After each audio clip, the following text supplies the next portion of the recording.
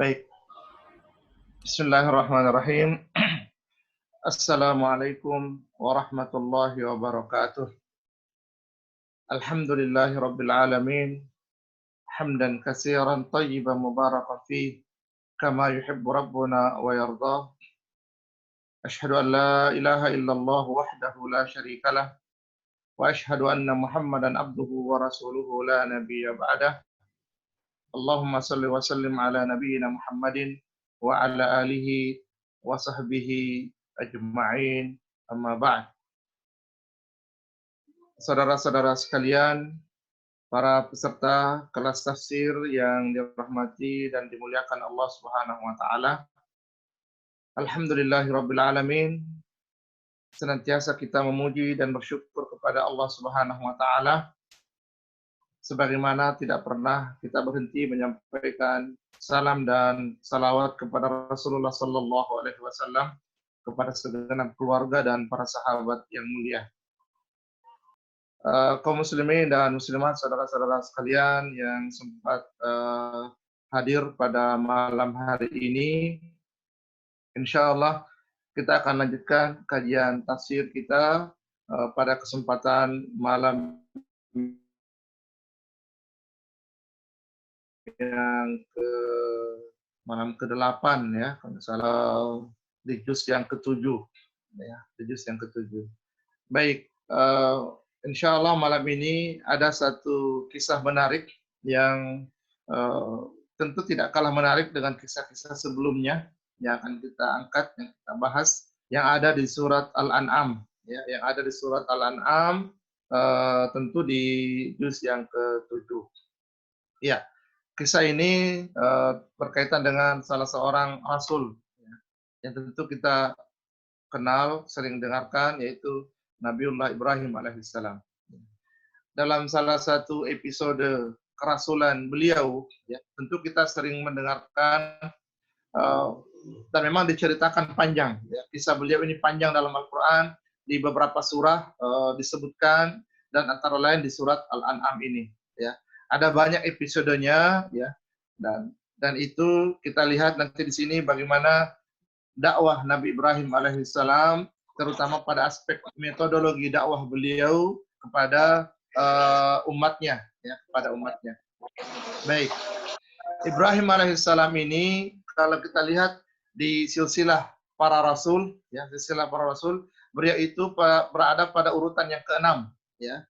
Jadi dihitung dari Adam alaihissalam, beliau itu di urutan yang ke-6. Dan Ibrahim alaihissalam adalah salah seorang ya, bukan lagi salah seorang, memang beliaulah yang dikenal dengan Abul Anbiya, ya, bapak para nabi. Mengapa demikian? Ya, mengapa bukan Adam alaihissalam disebut bapak para nabi? Ya, karena dari keturunan Nabi Ibrahim alaihissalam, keturunan dekat beliau itu banyak sekali menjadi rasul, menjadi nabi dan rasul.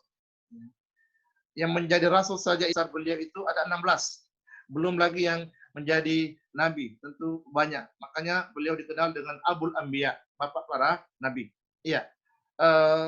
Beliau juga salah seorang ulul azmi minar rusul, ya. Salah seorang rasul yang mendapat gelar ulul azmi karena perjuangan dan ketabahan beliau dalam berdakwah, mengajak kepada tauhid, ya, ajaran tauhid, maka dan mendapatkan tantangan dari umatnya, dari kaumnya dengan demikian berat, ya, maka kemudian beliau disebut dengan ulul azmi, ya.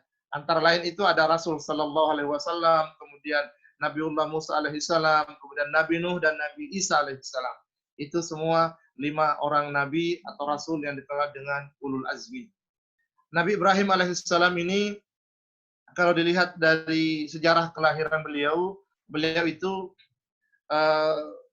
menurut sejarah sekitar lahirnya sekitar 2300 kurang lebih sebelum Masehi, ya. Jadi tahun 2300 kurang lebih sebelum Masehi, ya. Nah, ada banyak kisah yang bisa kita ambil pelajaran dan hikmah dari kehidupan beliau. Ya. Ya. Antara lain pada ayat yang akan kita bahas ini di surat Al-An'am, ya, ayat yang ke-74 sampai 79 insyaallah. Ya.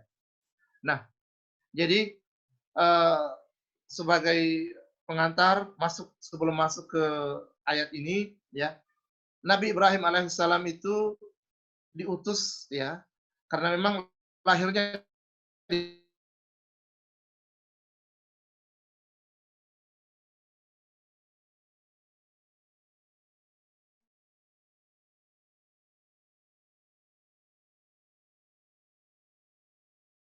beliau diutus, ya, umatnya ada dalam dakwahnya, ya, pada umatnya itu,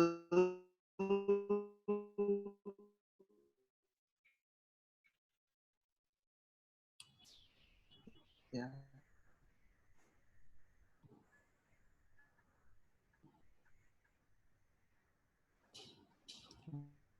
lebih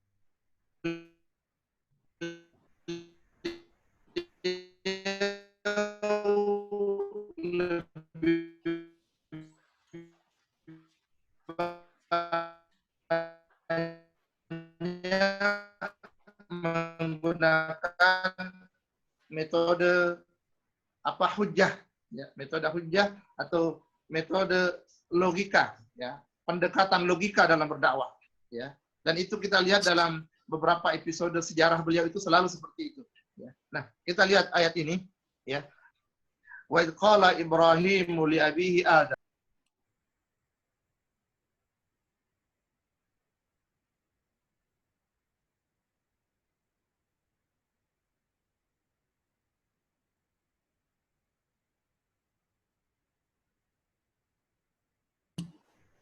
Baik, Bapak Ibu, kita menunggu Ustadz Ilham. Ini termute. Sepertinya kendala jaringan. Halo, Assalamualaikum Ustadz. Mohon maaf, tiba-tiba jaringan drop.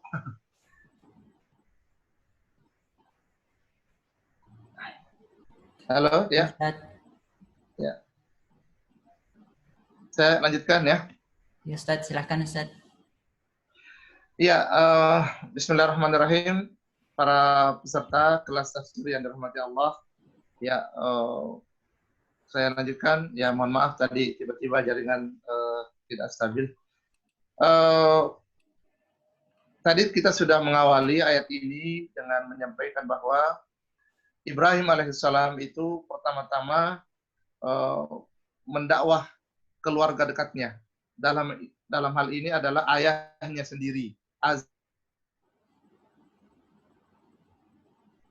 Yang ayah beliau sendiri adalah yang membuat patung, ya, yang membuat patung untuk dijadikan berhala, ya, untuk dijadikan sembahan oleh kaumnya ketika itu, ya. Nah, itu memang hirfahnya, itu memang profesi ayahnya itu, ya. Maka kemudian dia menasihati ayahnya bahwa inni araka wa qaumaka fi dhalalin mubin. Wahai ayah, saya lihat, ya, engkau dan kaummu atau orang-orang yang bersamamu ini, ya, fi dhalalin mubin, dalam keadaan sesat dengan kesesatan yang nyata. Kenapa? Karena menyembah berhala itu. Ya.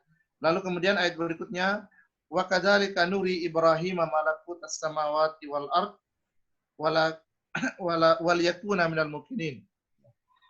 Demikianlah kami perlihatkan kepada Ibrahim, kata Allah Subhanahu wa taala, kerajaan langit dan bumi. Wal yakuna minal mukminin, agar supaya Ibrahim itu menjadi orang yang semakin yakin dengan keimanan yang dia miliki.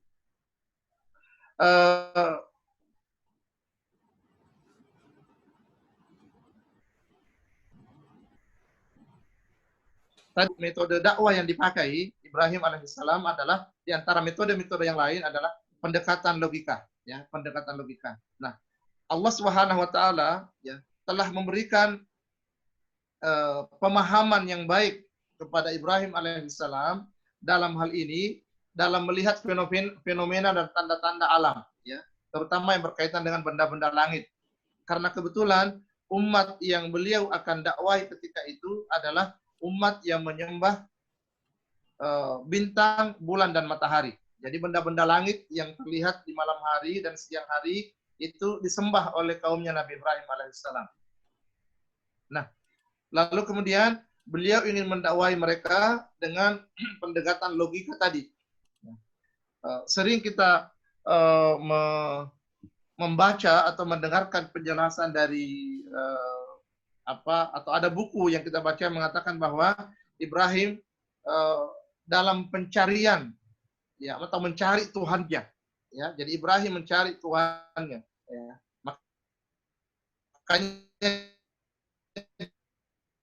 dia melihat kepada bintang kemudian menikah. Ini perlu diluruskan. Ibrahim tidak mencari Tuhan. Ya, kenapa? Karena dia sudah punya keyakinan itu. Tapi Ibrahim itu adalah salah satu metode dakwahnya adalah menggunakan logika, pendekatan logika dan hujjah. Ya, biasanya ketika dalam diskusi, ya kita itu kadang-kadang sengaja karena ingin memancing dalam tanda kutip hujjah atau alasan dari lawan bicara kita, maka sengaja kita seolah-olah meyakini sesuatu yang tidak ada dalam pikiran kita. Ya. Tapi sebenarnya kita ingin melihat ya senjata lawan bicara kita. Ketika dia mengkantar itu, kita sebenarnya sudah punya senjata. Ya. Dan itulah yang diinginkan oleh Ibrahim alaihissalam. Kita lihat dalam ayat ini ya. Ketika dia ingin berdakwah, maka pertama kali karena itu tadi umatnya Ibrahim alaihissalam ini menyembah benda-benda langit, ya. Menyembah bintang,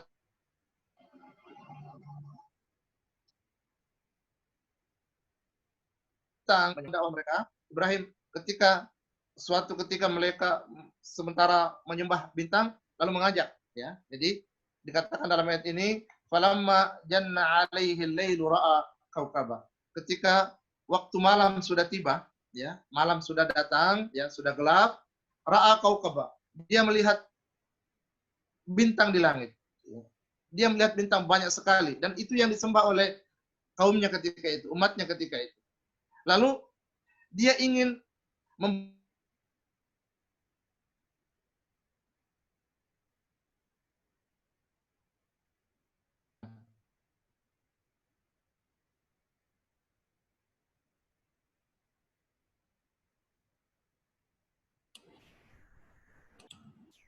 Baik, Ustadz, silahkan. Ya. Baik, ya saya lanjutkan materi kita. Mohon maaf para peserta, ya itulah ya kendala teknis yang terjadi yang tidak bisa kita prediksi ya. Saya lanjutkan tadi tentang melalui pendekatan logika berdakwah kepada umatnya ya. Jadi ketika dia melihat atau beliau melihat di malam hari muncul bintang-bintang di langit ya, dan memang itu salah satu yang disembah oleh umatnya, dia mengatakan hadza rabbi ya, ini Tuhanku. Dia mencoba memancing apakah betul bahwa bintang ini memiliki syarat-syarat yang bisa dipenuhi sebagai Tuhan ya, yang layak untuk disembah ya. Itu ya. Jadi ketika yang terjadi adalah di pagi hari ya, ketika mulai terang justru hilang ya.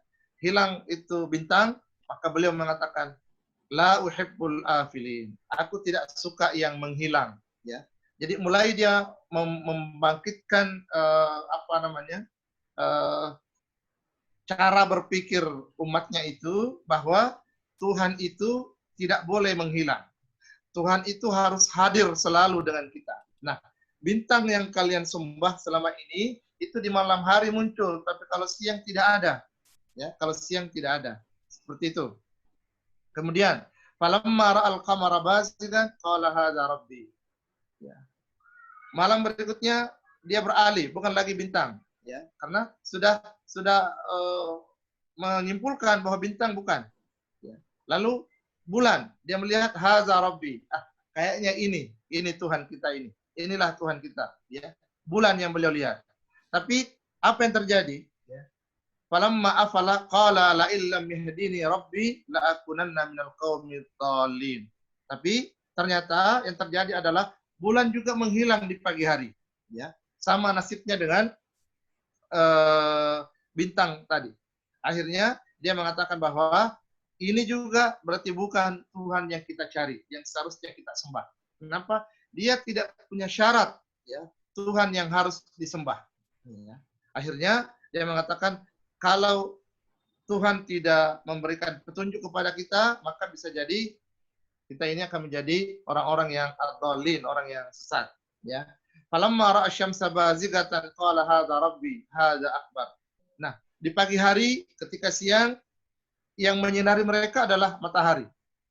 Lalu dia menunjuk, dia melihat bahwa ini mungkin yang kita tunggu. Inilah mungkin Tuhan kita. Ini lebih besar, ya, lebih terang daripada yang tadi malam, daripada bintang dan bulan. Lah, apa yang terjadi? Falamma afalat qala ya qaumi inni bari'um mimma tusyrikun. Tapi ternyata di sore hari, ya, matahari tidak bertahan, hanya sampai sore hari maghrib, kemudian begitu malam tiba muncul lagi bulan dan bintang-bintang tadi. Dan berarti matahari juga tidak memiliki syarat-syarat rububiyah dan uluhiyah yang seharusnya disembah sebagai Tuhan.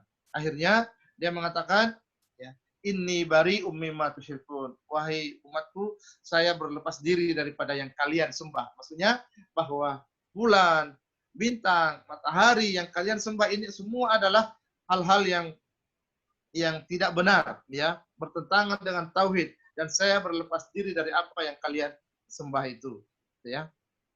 Dan dia mengatakan inni wajjahtu wajhiya lilladzi fataras samawati wal ard hanifa wa ma ana minal musyrikin. Sungguhnya aku palingkan wajahku, hadapkan wajahku, kata Ibrahim alaihissalam, kepada yang menciptakan langit dan bumi hanifan, secara lurus, ya, secara lurus, konsisten dan komitmen.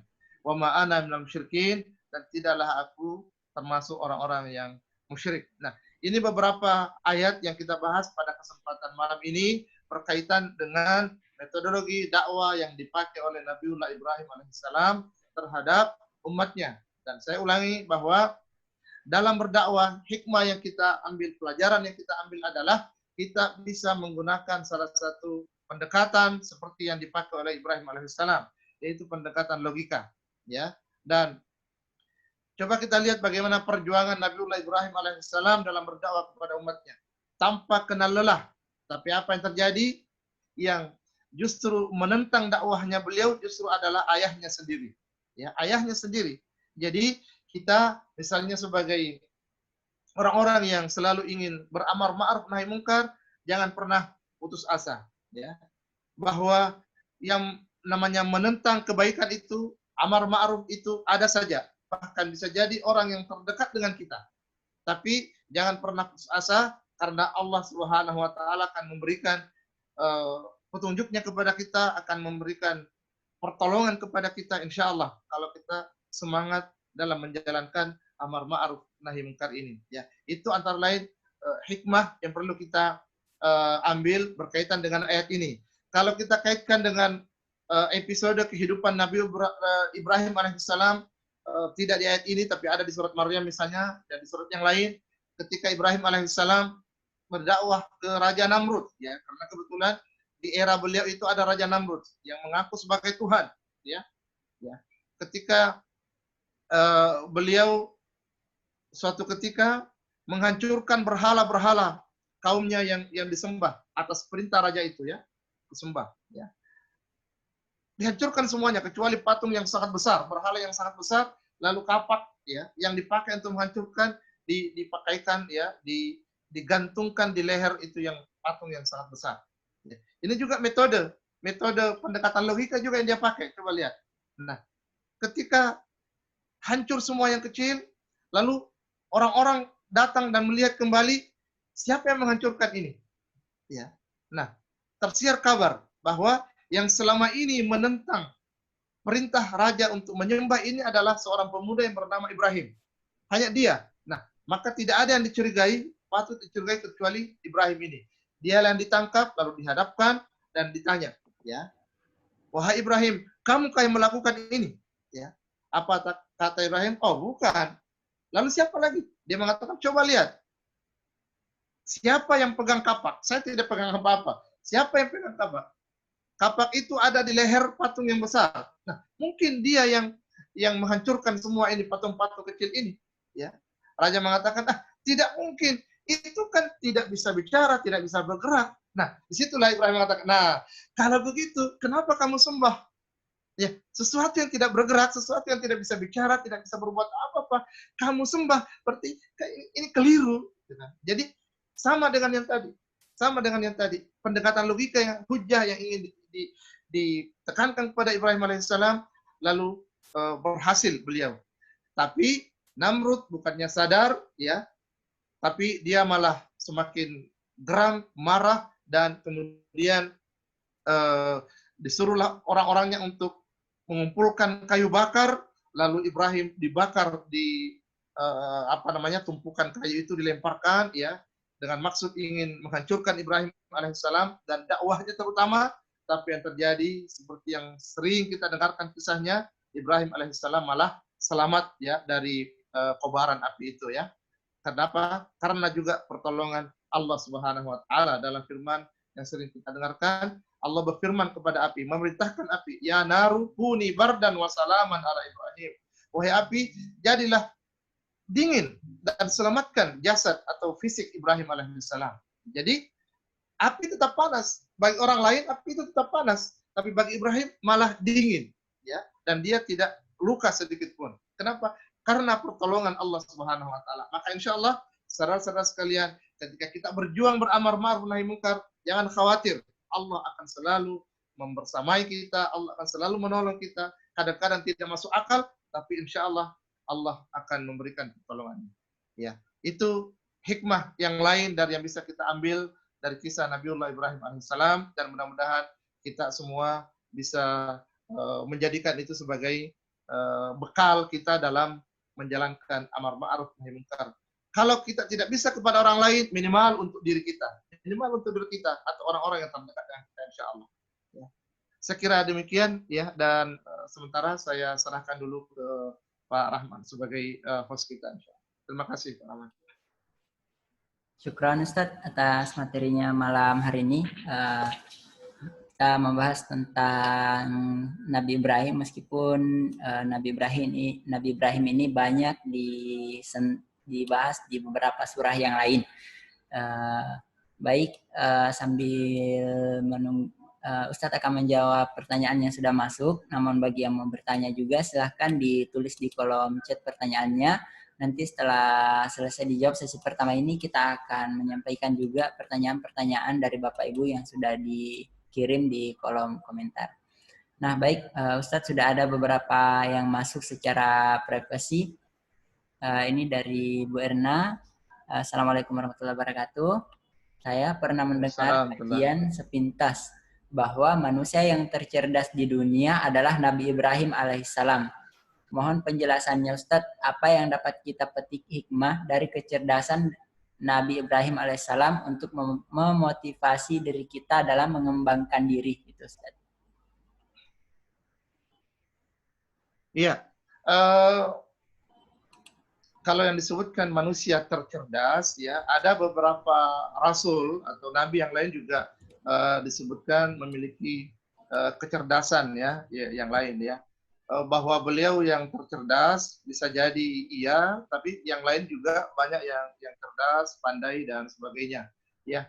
Tapi bahwa banyak yang bisa kita petik, ya, hikmah dan pelajaran dari kecerdasan beliau dalam berdakwah, tentu saja iya, antara lain seperti yang tadi disampaikan bahwa Ibrahim alaihissalam itu menggunakan pendekatan logika dan penegakan hujah dalam berdakwah, ya.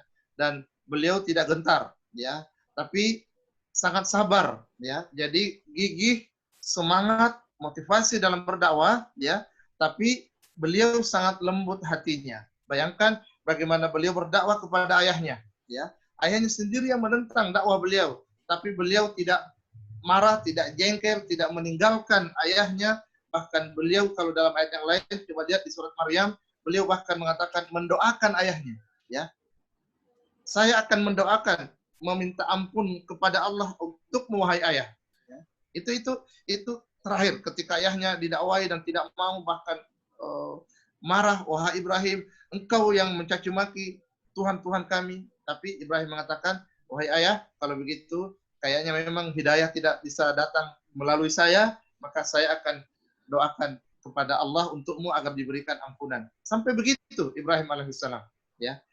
Tapi beliau tidak pernah putus asa dalam dakwahnya. Itu pelajaran yang lain. Dan juga pelajaran berikutnya yang seperti di akhir tadi kita sampaikan, bagaimana Nabi Ibrahim alaihissalam tidak pernah gentar dengan musuh bagaimanapun. Seorang raja yang mengaku sebagai Tuhan, punya rakyat yang sangat banyak yang mendukung dia, tapi tidak gentar, dia tetap berjalan sesuai dengan keyakinannya, dan akhirnya Allah memberikan pertolongan terhadapnya. Ya, wallahu a'lam bishawab. Oke, syukran Ustaz.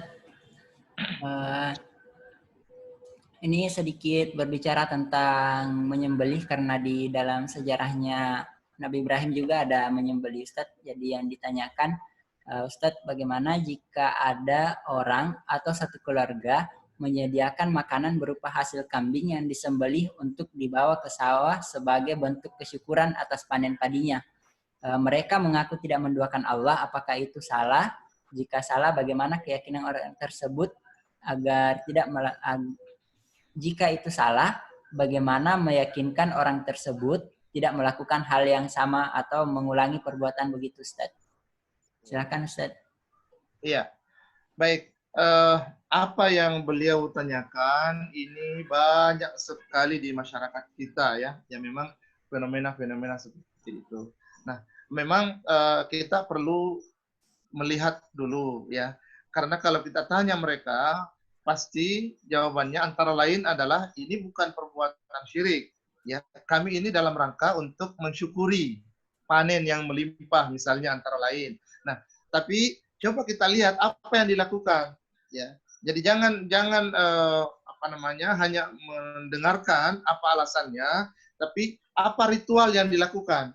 Ya, intinya di situ. Walaupun dia mengatakan ini kesyukuran atau apa, tapi ritualnya apa? Ya, ketika dia melakukan ritual tertentu, ya, ada makanan tertentu disajikan, ya, kalau bahasa sesajen untuk untuk batu, untuk sungai, untuk apapun itu, maka itu mengarah kepada kesyirikan. Itu mengarah kepada kemusyrikan. Maka, nah, perlahan-lahan kita harus dakwahi mereka. Memang ini sudah turun temurun, bukan lagi satu generasi, bukan lapis-lapis generasi di atas kita yang melakukan itu, tidak bisa dalam sekejap, ya. Kalau itu memang perbuatan kesyirikan, tidak bisa dalam sekejap kita tuntaskan. Maka sedikit demi sedikit, ya. Kalau toh orang tua kita yang sudah sepuh sulit untuk kita sampaikan ajaran seperti ini, maka paling tidak anak-anaknya kita ajari, ya. Anak-anaknya yang masih polos ini, itu insya Allah mereka masih bisa menerima itu, ya. Kadang-kadang begini, kendala kita di masyarakat itu, ya, kalau orang-orang tua yang sudah sepuh itu agak sulit, ya. Mau pakai dalil, mau pakai logika, agak sulit disampaikan. Kenapa? Karena sudah tertanam dalam pikirannya seperti itu. Tapi kalau generasi mudanya yang kita dekati, dan inilah mungkin butuh generasi, tidak masalah, ya. Mungkin butuh waktu yang panjang, tidak masalah. Itu dakwah. Ingat Nabi Nuh alaihissalam berdakwah 900 tahun lebih. Tidak masalah, ya. Yang penting ada usaha, ada perjuangan menuju ke sana, ya. Jadi perlahan-lahan kita sampaikan kepada mereka. Kalau toh mereka kemudian menolak, paling tidak kita berharap ada generasi muda yang mau melakukan itu. Kalau itu yang saya maksud tadi, perbuatan yang mengarah kepada kesyirikan. Dan itu tandanya, salah satu indikasi. Kenapa harus dibawa ke sawah?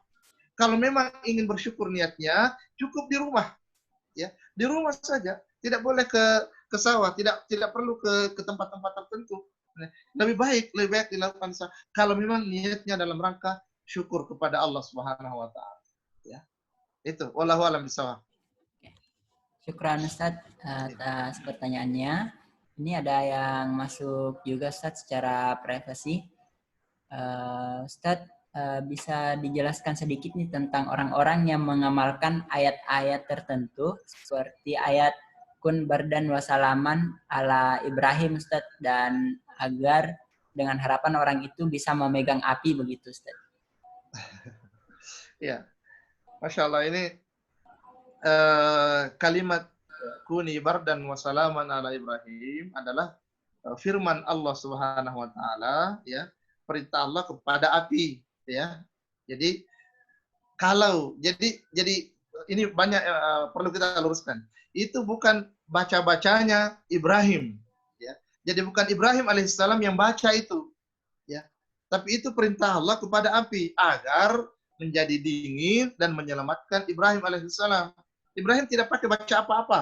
Ibrahim tidak melakukan apa-apa. Maka tidak layak juga kita menjadikan itu sebagai mantra, sebagai baca-baca atau apa, ya. Itu tidak benar seperti itu, keyakinan seperti itu, ya. Bahwa kemudian ada yang memakai itu lalu menjadi dingin, dia bisa pegang, itu bisa jadi, iya. Tapi ingat, itu bukan karomah apalagi mukjizat, ya. Naudzubillah, bukan, itu istidraj, ya. Itu semacam kelebihan, tapi justru ingin menguji keimanan orang itu, ya. Jadi bukan keinginan yang harus kemudian apa kelebihan yang dipuji, tidak, tapi istidrat namanya, yang justru ujian bagi dia, keimanan bagi dia, apa dia mau pakai atau tidak, ya. Dan biasanya yang saya tahu itu tidak berdiri sendiri, maksudnya bukan hanya ayat itu yang dipakai, dia campur dengan ayat-ayat yang lain, atau dia campur dengan kata-kata yang lain, ya, atau dengan perbuatan-perbuatan yang lain yang tidak ada kaitannya dengan ayat sama sekali. Dan itulah yang sebenarnya yang tidak dibenarkan dalam syariat agama kita. Jadi saya ulangi lagi, itu bukan baca-bacanya Ibrahim alaihissalam, tapi itu adalah perintah Allah kepada api untuk menyelamatkan Ibrahim. Maka tidak layak untuk kita pakai juga dengan keyakinan bahwa itu yang dipakai Ibrahim alaihissalam. Ya. Wallahu a'lam bishawab. Syukran Ustaz. Baik Bapak Ibu, teman-teman yang mau mengajukan pertanyaan, kita tunggu jika ada lagi yang mau ditanyakan. Ini Ustaz, ada yang masuk secara privasi juga, ini berbicara tentang sejarah Nabi Ibrahim. Ustaz, bisa dijelaskan silsilah kenabian Nabi Ibrahim itu dari mana? Karena kalau dilihat sejarahnya, orang tua Nabi Ibrahim itu bapaknya sendiri menyembah berhala, bukan menyembah Allah. Beda dengan kayak nabi yang lain yang ada silsilah garis keturunan nabinya gitu.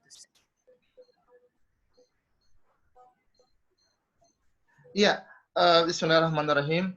Saya kurang hafal bagaimana silsilahnya itu dari Adam alaihissalam langsung kepada Nabiullah Ibrahim alaihissalam. Yang jelas bahwa antara Nabi Ibrahim dengan Nabi sebelumnya itu ada jarak yang sangat panjang.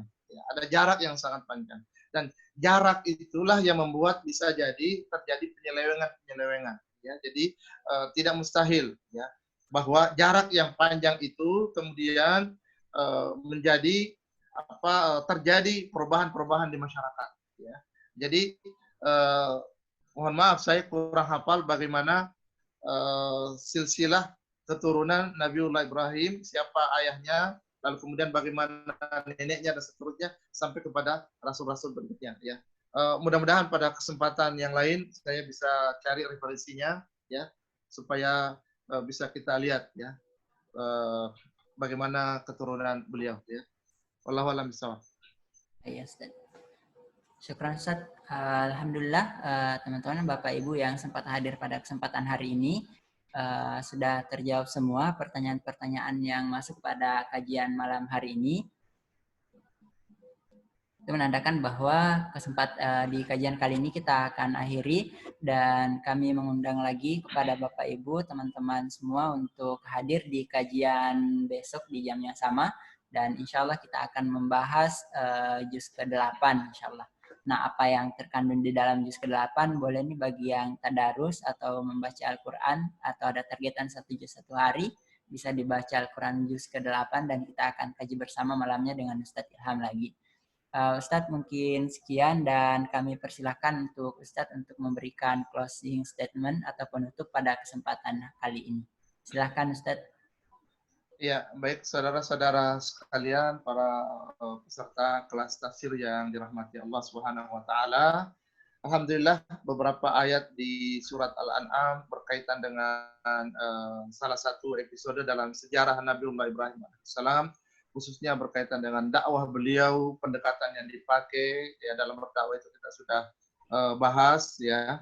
Nah, tentu banyak hikmah, banyak pelajaran yang bisa kita petik dari sana ya. Antara lain itu bahwa dalam berdakwah itu tentu saja bisa kita menggunakan pendekatan logika ya, tapi yang paling penting adalah berdakwah itu tetap dengan bil hikmati wal mau'izatil hasanah wajadilhum billati hi ahsan. Itu di surat An-Nahl ayat 125 dijelaskan ya. Nah, kata-kata bil hikmah itu antara lain sebenarnya bisa dipahami dengan bijak itu, dengan arif, juga dengan bil akal, ya, dengan logika. Itu antara lain makna bil hikmah. Maka dan ini yang dilakukan oleh Ibrahim alaihissalam. Juga dalam dakwahnya beliau sangat bijak tadi, sangat lembut, walaupun ayahnya menentang, tapi dia bahkan mendoakan ayahnya. Ya, saya kira kita juga orang-orang yang selalu ingin kebaikan-kebaikan itu dan menyebarkan kebaikan itu, ada saja yang ingin menghalangi. Karena namanya kebaikan itu pasti banyak halangannya, banyak rintangannya. Tapi jangan pernah khawatir ketika kita memiliki niat yang ikhlas, niat yang baik, maka rintangan apapun itu Allah akan mudahkan ketika kita bisa ikhlas dan menjalankan semua itu dengan sesuai dengan apa yang diinginkan oleh Allah Subhanahu wa taala. Yang penting kita berusaha, berikhtiar, dan hasilnya serahkan kepada Allah ya. In uridu illa islaha mastata'tu. Kita ini hanya ingin kebaikan, berbuat baik, tapi hasilnya semata-mata dari Allah Subhanahu wa taala. Saya kira itu malam ini, mudah-mudahan ada manfaatnya untuk pribadi saya dan kepada kita semua. Saya akhiri, hadanallahu wa iyyakum ajmain. Assalamualaikum warahmatullahi wabarakatuh. Waalaikumsalam warahmatullahi wabarakatuh. Baik Ustadz, terima kasih atas kesempatan pada malam hari ini.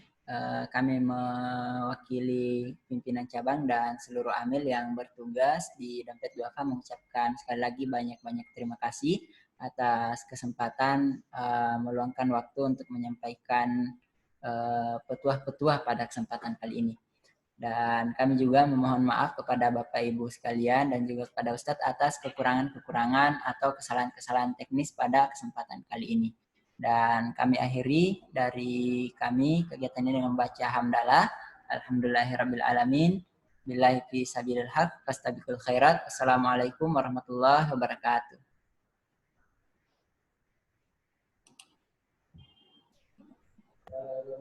Assalamualaikum.